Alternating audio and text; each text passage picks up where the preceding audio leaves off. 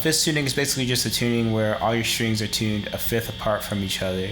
So in my case, it goes A flat, E flat, B flat, F, C, G. You might have to experiment with different string gauges to find what works on your guitar, and maybe you might want to tune higher or lower depending on what your guitar can handle.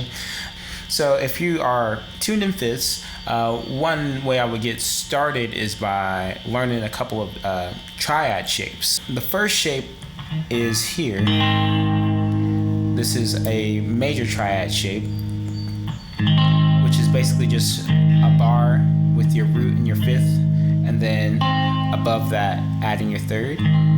Once you kind of get used to this shape, I would start finding the different chord qualities within this shape. So you can do a minor by just lowering the third. You can do a diminished by having that lower third and then lowering the fifth as well. And then you can do augmented by taking the major version and raising the fifth. From there, I would go to the second inversion, which would be having your third in the bass. So the third in the bass would look like this. So now the chord is stacked third, root, fifth.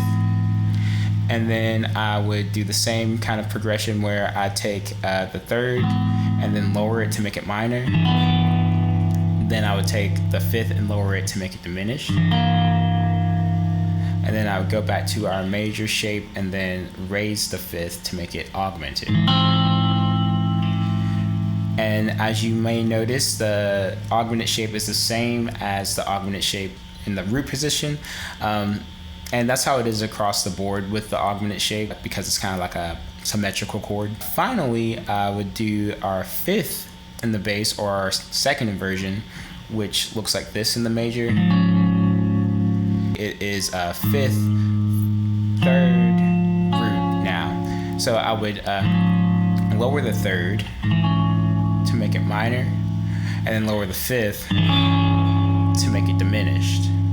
And then after that, I would go back to our major, raise the fifth, and make it augmented. And again, the augmented shape is the same in all of those inversions. So this is where I would kind of start off, and then start branching out from there.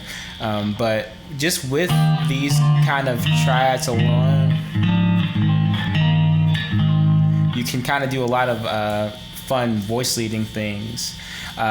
Another thing to explore maybe would be throwing in the suspended chords as well with those triads. But suspended chords are pretty simple. Like, I mean, this bar is just a sus2 chord. I mean, it could also be considered like an inversion of a sus4 chord depending on how you stack it. But that's for another video. Hope you guys have a great day. Thank you for watching.